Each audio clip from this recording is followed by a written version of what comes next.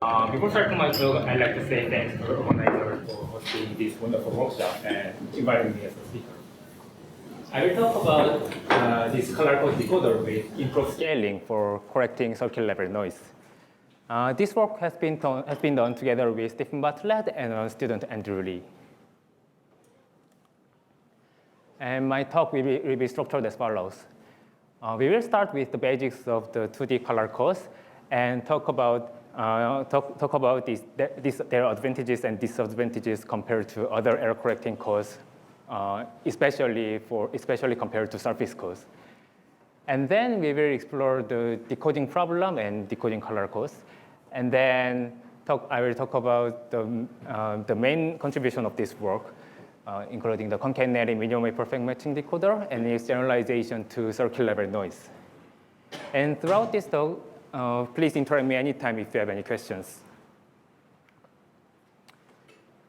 2D color code lattice is defined by these two properties, 3-valent and 3-colorable.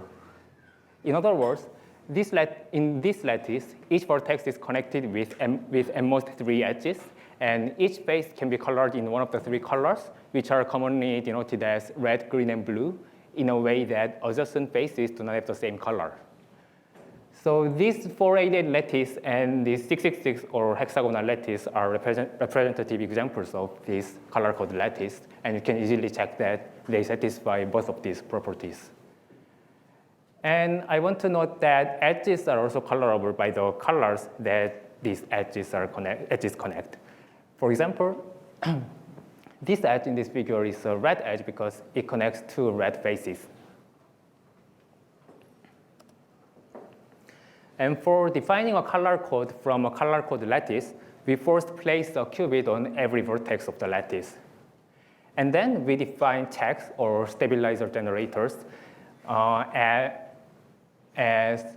for each face, there is 2 types of checks, X-type check and Z-type check. And the X-type check is defined as the product of the X operators on the qubits located on that face. And the Z-type check can be defined similarly. So these 2 operators are 2 examples of checks. And the color code is stabilized by the stabilizer group generated by these operators, or in other words, their code space is the common eigenspace, +1 common eigenspace of these operators. And also, the color codes contain only local connections, which means that it is suitable for various quantum computing systems, especially those with fixed physical qubits and limited non-local interactions. And now we define the color codes using the color code lattice. First, the simplest example is the 713 triangular color code, which is equal to the well-known 7-qubit Sting code. And it can be represented by this triangular patch with 3 boundaries. And we assign a color to each boundary in a way that the red boundary is adjacent to only blue and green faces, and the blue boundary is only adjacent to green and red faces, and so on. And the logical Pauli operators are supported one of the 3 boundaries. The logical Pauli operator can be defined to be supported on one of the 3 boundaries. For example, the logical Z can be the product of Z operators on these red boundaries, and the logical X can be defined in a similar way. And expanding this to an arbitrary code distance is straightforward. We can just add some additional faces. And these are examples of distance 7 triangular color code containing 37 physical qubits. And they are also surrounded by 3 boundaries with different colors, and their logical Paulis are supported on one of the 3 boundaries. And then, why do we use color codes? What advantage do they have compared to other error correcting codes such as surface codes? One advantage is that, first, it has lower spatial cost than surface cost, which means that to encode one logical qubit, the color code requires about 1/4 times less physical qubits than the surface codes for the same code distance. Of course, the encoding rate still converges to 0, but it cannot be resolved until we give up the locality and consider general LDPC code. And furthermore, recently it has shown that color codes are allowed to perform arbitrary pairs of commuting logical Pauli measurements in parallel by using a single ancillary region. And it means that the lattice surgery scheme for surface code, it means that the time cost of lattice surgery can be reduced by half by using the color code instead of surface code, because the lattice surgery scheme for surface code doesn't allow this feature. Lastly, it is important to note that Clifford's case can be implemented transversally with color codes.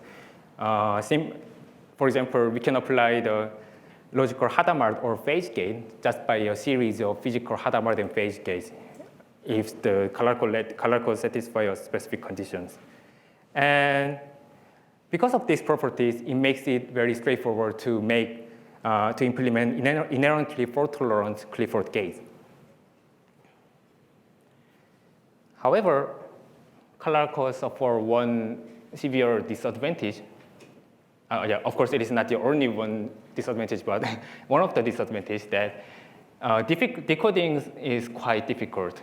And I'll elaborate on this later, but it is because each elementary error involves in at most 3 checks, so we cannot apply the simple minimum wave perfect matching decoders directly. And so in spite of this advantage of the color code, surface codes are still considered as a major candidate for quantum error correcting devices. So therefore, finding a well-performed decoder is an important challenge to make this color code practical. Now let's move on to the next part about the basics of the decoding problem. So for a given stabilizer error correcting code, we define a tenor graph as a bipartite graph of elementary errors and checks. And here, elementary errors are typically just a single qubit Pauli X or Z operators on the physical qubits. And checks are one of the generator set of the stabilizer group whose measurements give deterministic outcome of +1. So if there are no errors. And if an elementary error anti-commutes with a check, then we connect them within this tenor graph. For example, if there is an error on this red vertex, then these 3 checks give the measurement outcome of -1, and we say that they are violated. Now the decoding problem indicates that for given check outcomes, how can we estimate errors? Exactly speaking, how can we estimate a combination of elementary errors consistent with these outcomes of the checks? For example, in this case, we can estimate the errors like this with these red vertices. And you can easily check that each violated check is adjacent to an odd number of red vertices, and each unviolated check is adjacent to an even number of red vertices. Therefore, the errors on these red vertices are consistent with these violated checks. And this decoding is generally not an easy problem, but one good news is that if the tenor graph contains only edge-like elementary errors, we can use the minimum wave perfect matching algorithms. And here the term edge-like means that this elementary error is adjacent to up to 2 checks. So we can convert this edge-like elementary error into an edge. So for example, we can obtain the matching graph from this tenor graph by converting these elementary errors into edges like this. So here, for example,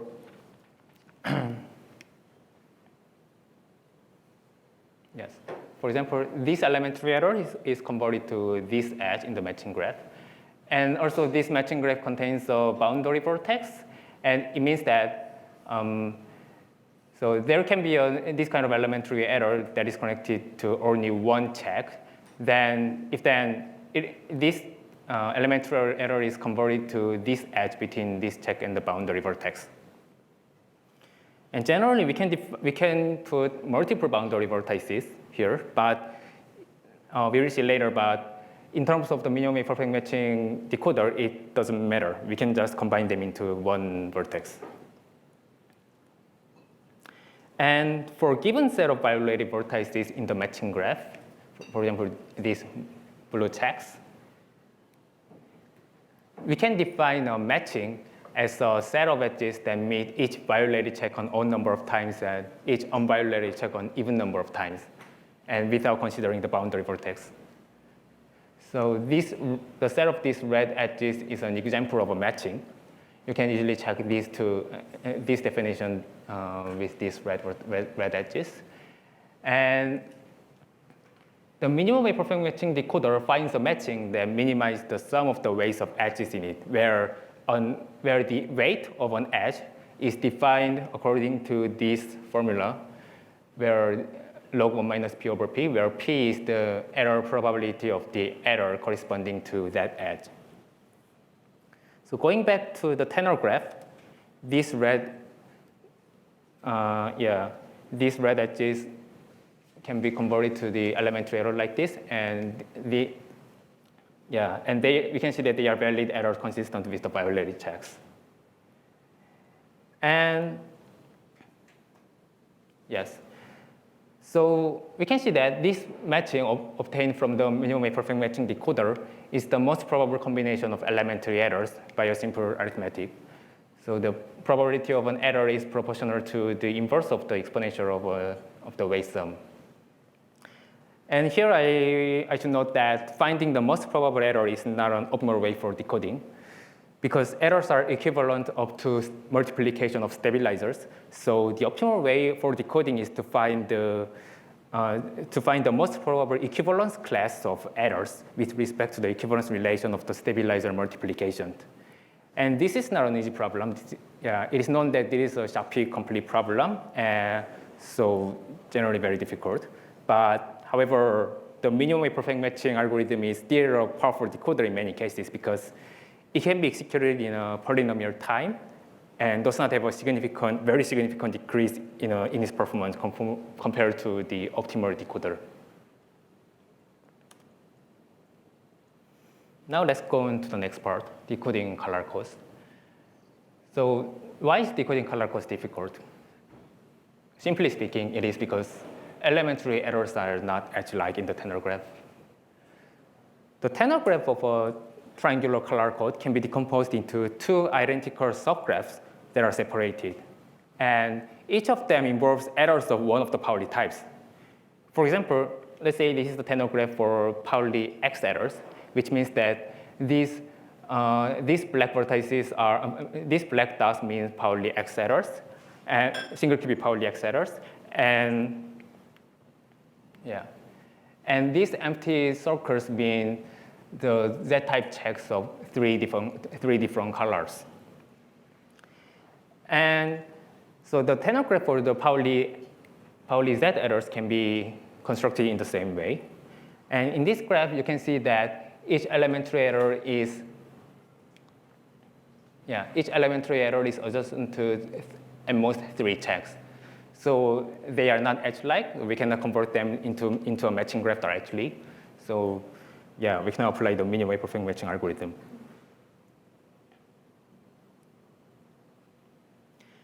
Then is it really impossible to use minimum perfect matching algorithm for decoding color codes?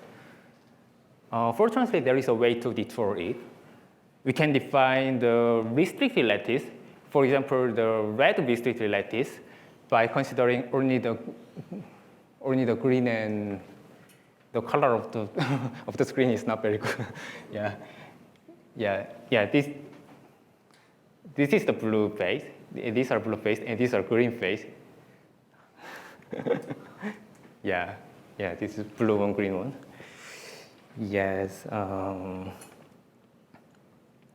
Anyway, the red restricted lattice contains vertices of these blue checks and green checks, and they are connected if and only if the corresponding faces share a single edge, which is a red edge. For example, and it also has a It also has a boundary vertex, which is connected with green and blue checks that are placed along the blue and green boundaries.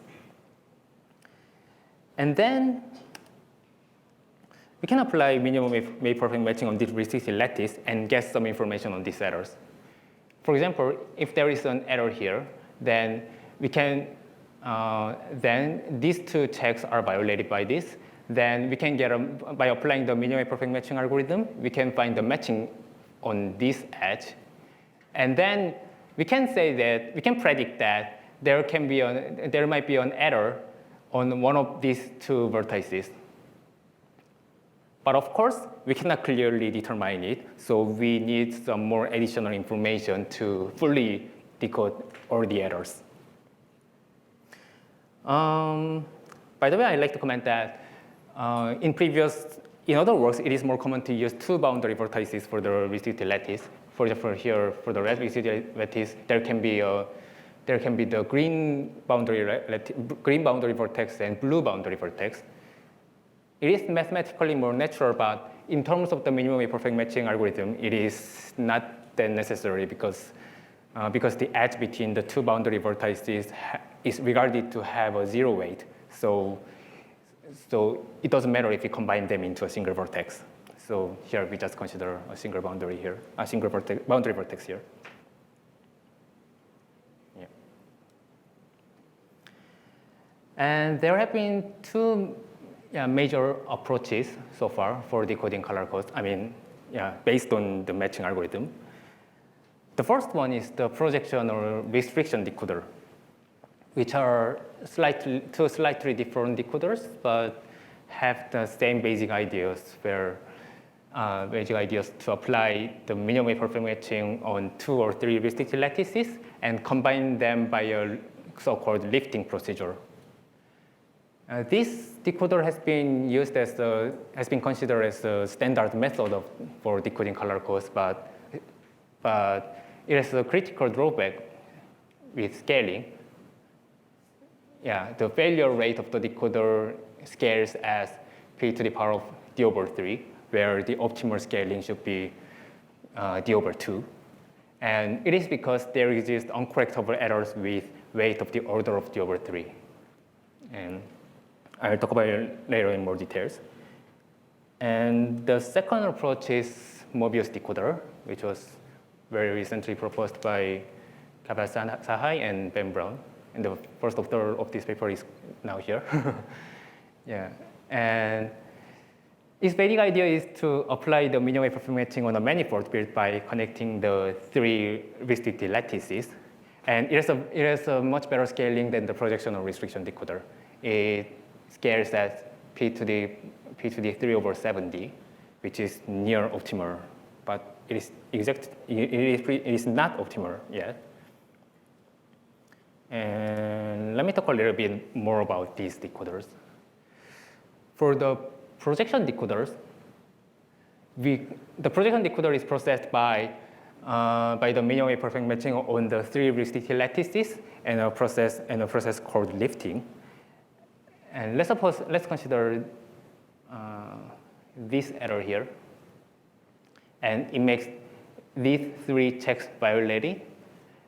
And so in the blue restricted lattice, we can find this matching connecting the red and green violated checks. And similarly, for the green restricted lattice, we can find this matching. And for the red restricted lattice, we can find this matching. And the lifting process is an algorithm to project them into a dual lattice of the color code and identify the error by the face surrounded by these edges like this. And this method can be easily generalized to multi-qubit cases. For example, if there is these 2 qubit errors, then it makes this cycle of matching on the dual graph, so we can identify these 2 errors. And we can show that this method is may not able to correct errors with weight larger than order of d over 3. Yeah, this is one example. So this error, so these solid lines indicate a string operator of an error, and it has a weight of the order of d over 3, and it makes blue check and green check violated on the center of the triangle. And if we consider the green restricted lattice, then only the blue check is visible, so that the minimum perfect matching algorithm will match this blue check with the blue boundary. And similarly, in the blue restricted lattice, its green check will be matched with the green boundary. So these two matchings are definitely wrong, considering the original error, the configuration of original error. So and the lifting process cannot fix these wrong matchings. So we will get a logical error here. And next, for the Mobius decoder, we consider here we consider connecting the three restricted lattices on a manifold like this. So this is the red restricted lattice. This is the blue one. This is the green one, and they are the common boundary between each pair of restricted lattices are attached like this. So this is green boundary and this is red boundary, and also the left side of the green restricted lattice and the right side of the red restricted lattices are also connected but the direction is opposite. So this manifold has the topology of the Mobius strip. So they call it the Mobius decoder. Yes, and this is one explicit picture using a 7-qubit triangular color code. And the main idea of this decoder is that any single qubit error on the triangular lattice can be projected to pairs of violated checks on this manifold. In other words, this single qubit error makes 3 checks violated in the original lattice, but in this manifold it makes 3 pairs of violated checks. And similarly, this error on the boundary makes 2 pairs of violated checks, and this single error on the corner makes this single violated check, single pair of violated checks. And it is a bit sort of problem to show that there exist uncorrectable errors with weight order of 3d over 7, but here I'm going to show it roughly. So let's consider these blue error chains, blue string operators, and assume that it has a weight of 3d over 7. Then we can consider this non-trivial logical operator with weight of order of d. So we can say that each of the edge of this red triangle has a weight of 2d over 7. Then if we map this onto the Mobius strip, then the blue parts are mapped into these blue parts, and the red triangle is mapped into these red parts. And we can see that the weights of the red parts and the blue parts are equal to the 6d over 7. So depending on the constant parameters, we might get a wrong prediction of these red parts, not the correct one, which is the blue part. And yeah. And let's move on to the next part about the main contribution of this work. So we proposed a new matching-based decoder called the Concatenary minimum perfect matching decoder. And the first step of this decoder is not different from that of the projection decoder. We select one of the 3 restricted lattices, for example, the red restricted lattice, and apply the minimum perfect matching on this lattice. So let's consider this example. Supposing there are errors on this black dot. Violated checks are these filled circles, and unviolated checks are these empty circles. And then we can perform minimally perfect matching on this lattice, which gives the matching shown as these thick purple lines. Yeah. We then consider another lattice called the red Orney lattice. And the red faces and edges of the original lattice form the vertices of this lattice, and two of them are connected if and only if they share a single qubit. For example, this red edge and this red face of the original lattice is the vertices of this red Orney lattice, and they are connected because they share a single qubit here. And by definition, we can show that the set of the before that, this red Orney lattice also contains also have a single boundary vertex, which is connected to the vertices along the red boundary and this red corner. And we can see that the set of edges in the red Orney lattice has a one-to-one correspondence with the set of qubits of the original lattice. And now, and also here, the violated red checks in the original lattice are highlighted at various circles here. And now, the main idea of this decoder is that each edge in the matching on the red velocity lattice is expected to have a single error, namely an odd parity error. And we can use this information in the red Orney lattice. So we consider a mapping from this edge to this vertex of the red Orney lattice, and we regard this violated, we regard this vertex as a kind of virtual violated check, which means that it is actually not a check operator, but serves as a violated check in the sense that it is estimated to have an odd parity of errors, like the ordinary violated red checks. Similarly, other edges in the matching can be mapped into the red Orney lattice, into the vertices of the red Orney lattice, like this.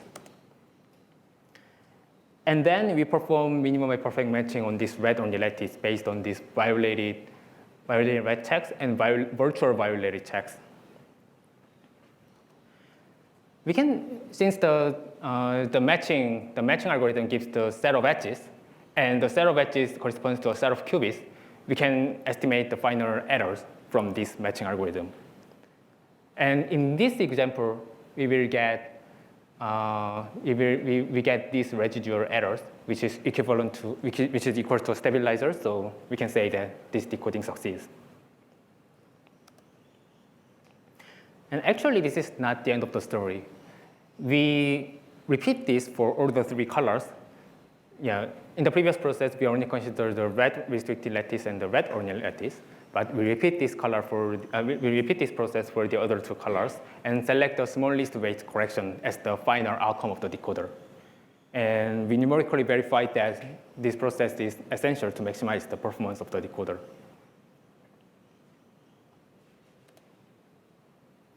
Yeah, and here are some numerics. We considered bit-flip noise models, which is where every data qubit undergoes a bit-flip error with a given probability P, and all the syndrome measurements are perfect. And so these are figures showing the logical failure, the failure rate of the decoder against the physical probability P for various code distances, and for the near threshold region and low error region. And we show that the noise threshold is indeed not better than the previous decoders. It is about approximately 8.2%, while for the projection decoder it is 8.7%, and Mobius decoder is 9%. So you might be disappointed by this. And however, it has an advantage in its sub-threshold scaling.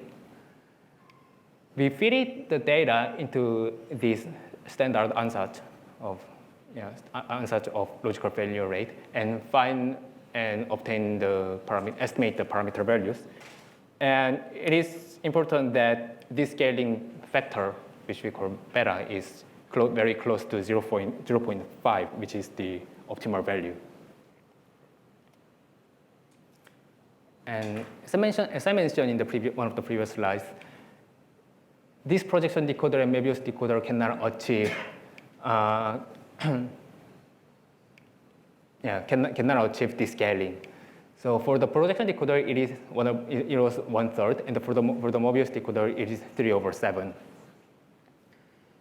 And so this figure shows the failure rate of the decoder against P for two different code distances, 15 and 31.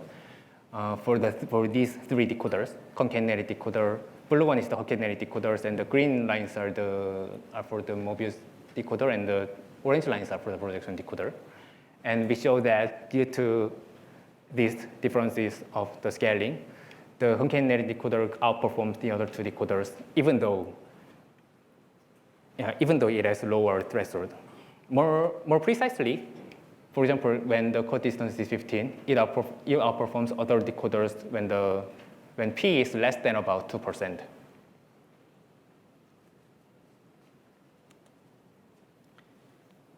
Then you might expect that the concatenary decoder can correct any low-weight errors.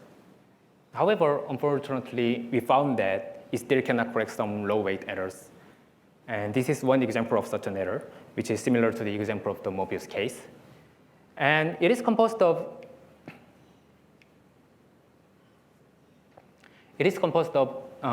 these three string operators, which are connected to the three different boundaries and make these three checks violated. And they are separated by this string operator of order weight of 2d/7. And if we consider the red restricted lattice, the fourth step of the concatenary decoder, we can see that we have two possibilities. The first one is that this blue check is matched with the blue boundary, and the green check is matched with the green boundary, which is the correct one. But the second option is second one is that these two checks are matched with each other. And we can see that both have the weights of 2d/7 because of these configurations. So depending on the constant factors, the wrong predictions may win, which means that this minimum imperfect matching gives a wrong prediction. And because this scenario is symmetric for the three different colors, we cannot improve this by comparing the results of the three colors. So, and we exhaustively search for such errors, and this is a smallest example. The code distance of 25, and the weight is 12, which is lower than d/2. Where, these black dots are the corresponding error, and these are the violated checks. And then you might wonder why the numerical results could give the optimal parameter value of 1/2 in spite of these low-weight uncorrectable errors. And we actually currently do not have a strict argument for it, but we guess that this is because these types of errors are actually very rare or even do not exist for low enough code distances in our simulation range. So for example, this is the code distance 25 case, but this is the smallest example. So for the code distance less than this distance, we don't even have this kind of uncorrectable errors. So we estimate that the beta parameters will eventually converge to 3/7 when the code distance goes to infinity. But however, we can still say that the unsuch parameters are still valid for low enough code distances, and our decoder outperforms the other decoders in that region. Now let's move on to the next part. So generalization to circuit level noise. So to run a code in a quantum computer, we actually need to consider a circuit, not just a code, because and every part of the circuit can have its own errors. So the B-flip noise model we have used so far is a very oversimplified version of noise models. So, and also the concatenary decoder in the previous slides is not sufficient to handle such a circuit level error, so we should modify it appropriately. We consider the circuit level noise model where each part of the circuit, including measurements, preparation, and unitary gates, have their own errors. More precisely, every measurement outcome is flipped with a given probability, and every preparation of a qubit produces an orthogonal state with that probability, and every single or two qubit unitary gate is followed by a corresponding depolarizing noise channel. And the depolarizing noise channel is defined as doing nothing is the probability of 1 minus p, and applying a random Pauli operator with an equal probability. And most part of the circuit is for syndrome extraction. The syndrome extraction circuit can be designed in various ways, but we here use a simple version that uses 2 ancillary qubits per phase, which are respectively for the Z-type and X-type check measurements. And for the Z-type check measurements, we first initialize the ancillary qubit in the zero-K state, applying the control NOT gate between the ancillary qubit and data qubits, and then applying the measuring the ancillary qubit in the Z basis. And for the X-type check measurements, it is basically not different, but we initialize and measure the ancillary qubit in the X basis and applying the control NOT gate in the reversed way. Here, the order of this control NOT gate is very important, because if it is selected inappropriately, then these two check measurement circuits can interfere with each other. However, we are not going details about this, so please see this paper if you are interested in this topic. So we consider repetitive syndrome measurements. We assume that in every round, all the checks of the code are measured at the same time. And without loss of generality, we only consider Z-type checks here. And let's use these notations to denote the measurement outcomes of the check, of the check measurement. So, for example, this one is the measurement outcome of this check for the time slice of t. And we define this notation, this one, as the product of two consecutive, as a product of the measurement outcomes of two consecutive rounds, and similarly this operator. And these operators are deterministically +1 if there are no errors, and we call them detectors. And now let's suppose that there is an error on this Z measurement.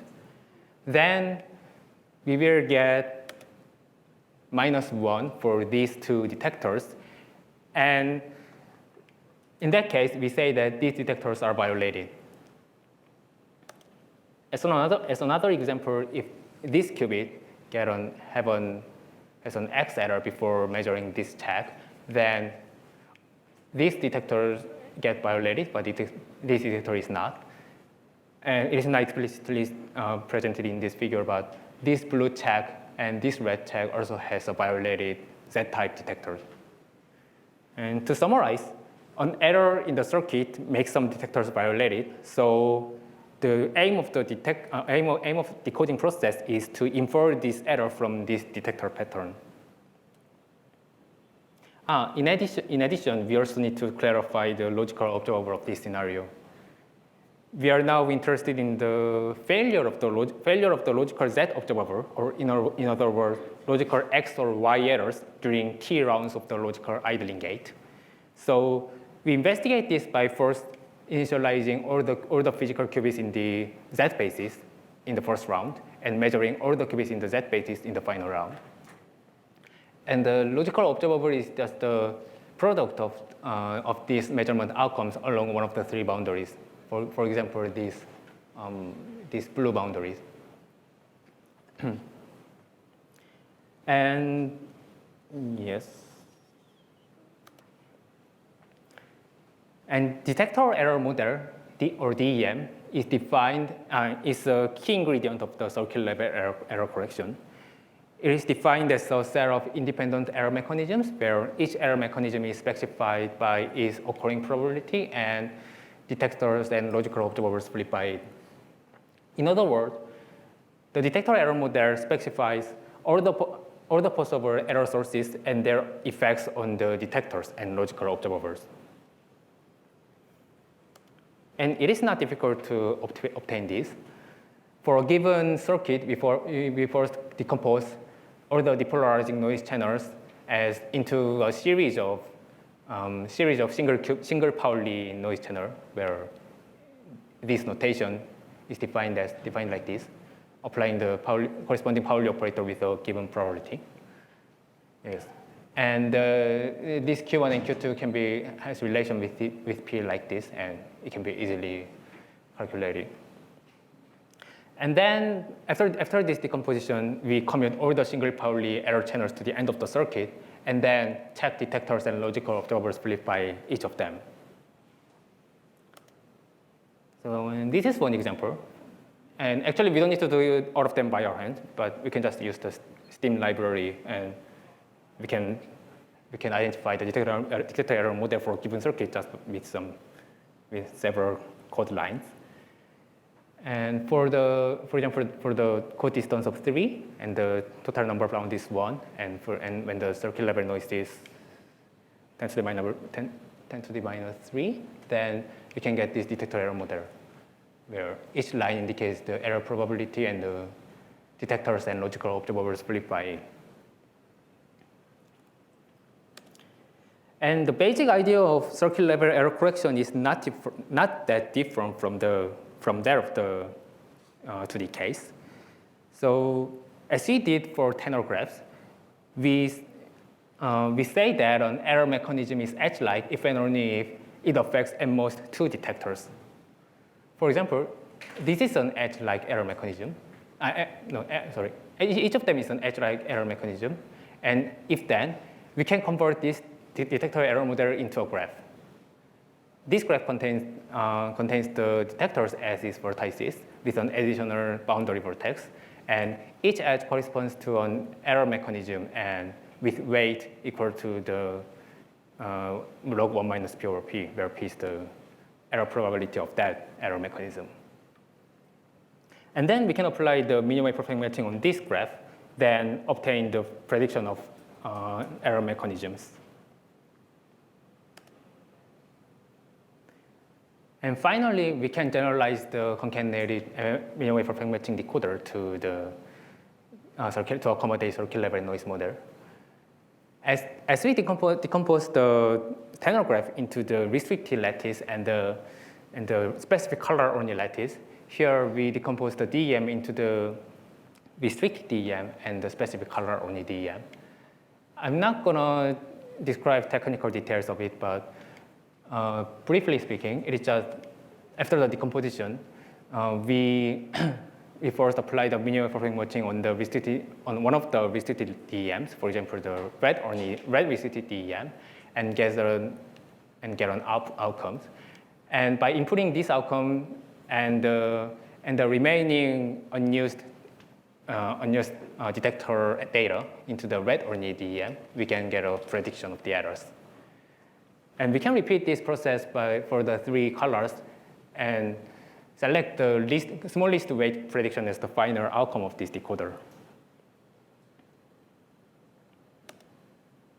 And here are some numerics. We calculate the noise threshold for various values of the large T, which is the number of error correcting rounds. And we show that we verified that the threshold converges to approximately 0.456%. And as the B-flip case, it is smaller than the previous decoders. Oh, yeah, it is a typo, projection decoder. Yeah, for the projection decoder, it was estimated as 0.37% previously, but recently it was improved to 0.47% by some technique for weighting errors. And for Mobius decoder, it is estimated to be somewhere between 0.5% and 0.7%, but currently it is not clearly known yet.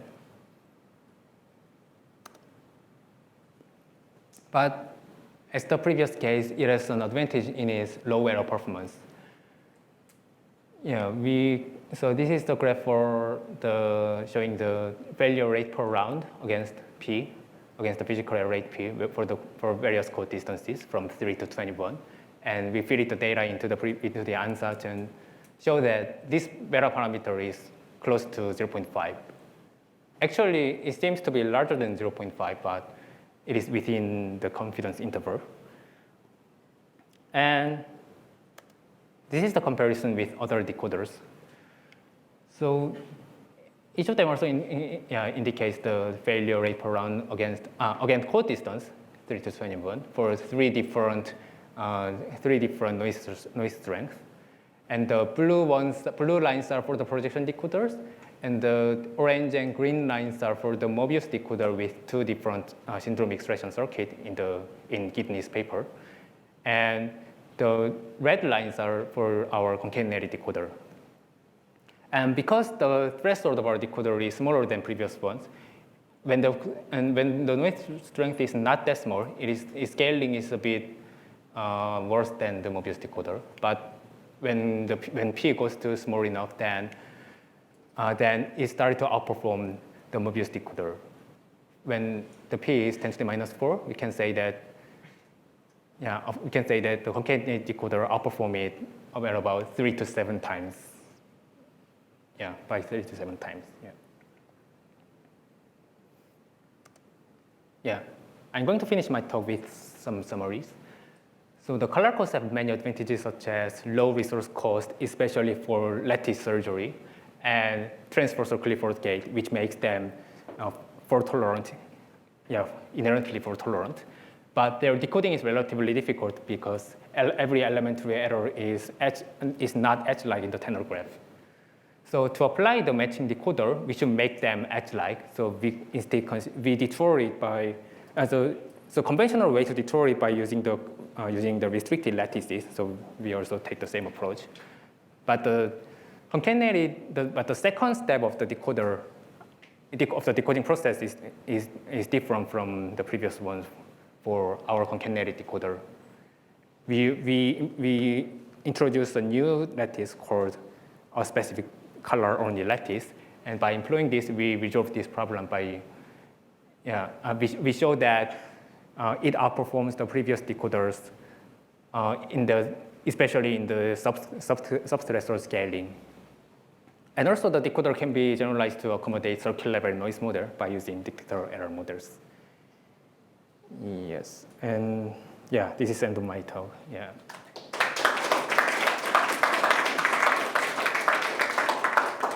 And are there any questions? Some questions? Yeah. Thank you so much.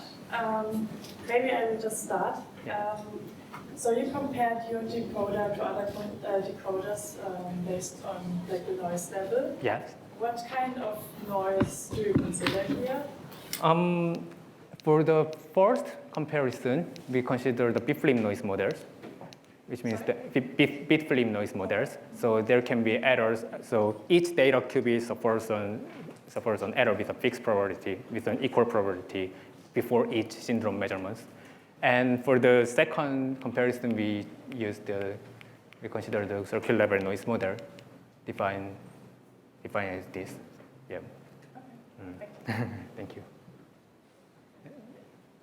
How different was the performance in decoding when you just used one restricted lattice compared to checking all three and taking the minimum weight outcome? So you mean using only one color and comparing all the three colors? Yeah, I'm not sure I put the figures here. Yeah, it definitely shows an advantage. Yes, actually.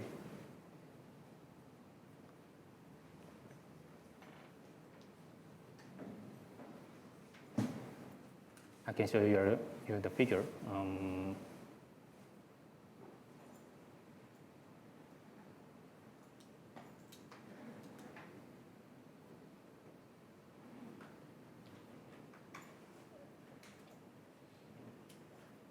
yeah, this one.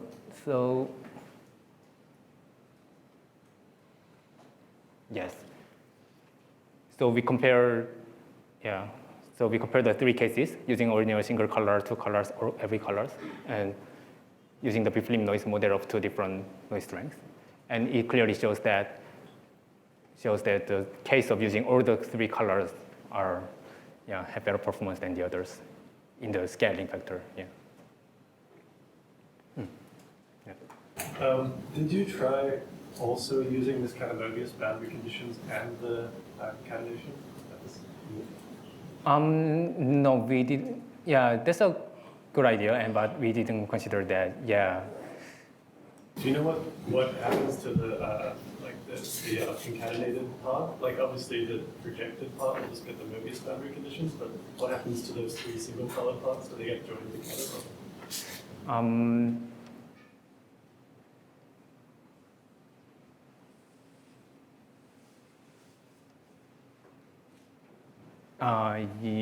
Sorry, yeah, yeah. I need to think about it. Yeah, more. Yeah, yeah. Yep. Yes. Do you think this sort of strategy of somehow concatenating some matching problems Yep. might work for other codes? So, there are other examples where the errors aren't edge-like. None of this comes to mind at the moment, but I'm just wondering if there are other codes other than the color code where you might be able to rescue minimum weight that we mentioned in a similar way. Yeah, that's a very good question. Yes, I think that, yeah, I'm not sure if that's generally possible, but I think it might be, yeah, so,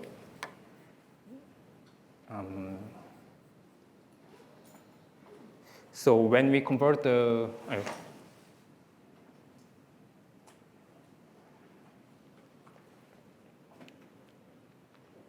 so this decomposition of the detector error model into the restricted and the specific color only lattice. Of course, this algorithm depends on this specific color code circuit, but I think that this idea itself can be generalized to other codes. So this process is composed of, in this process, we first consider a group of detectors which have a specific, in the color code case, it is, yeah, it is they are the red detectors, but in general they can be an arbitrary group of detectors. Then we first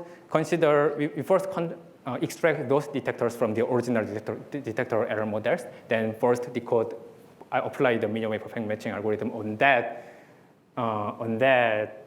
DEMs. But before that, we need to ensure that this DEM is edge-like. So there should be some kind of methods to make this DEM edge-like. After that, we can use the remaining detectors outcomes, and construct another DEM from that. And of course, that should be edge-like. So if this kind of edge-like construction of two DEMs or multiple DEMs is possible, then it might be possible to decompose to generalize this concatenary decoder, the idea of this concatenary decoder to an arbitrary case, I think, yeah. Yes. Really stop. Yeah. I think it's possible to use information from, let's say, the into restricted DM and then pass it on to the red only DM. Sorry, could you please? So, from what I understand, right now they're using information from the red restricted decoding to pass on to the red only decoding. Yeah. Have you considered using other combinations of passing on information? No, we haven't considered that, but that seems to be an interesting idea. Yeah.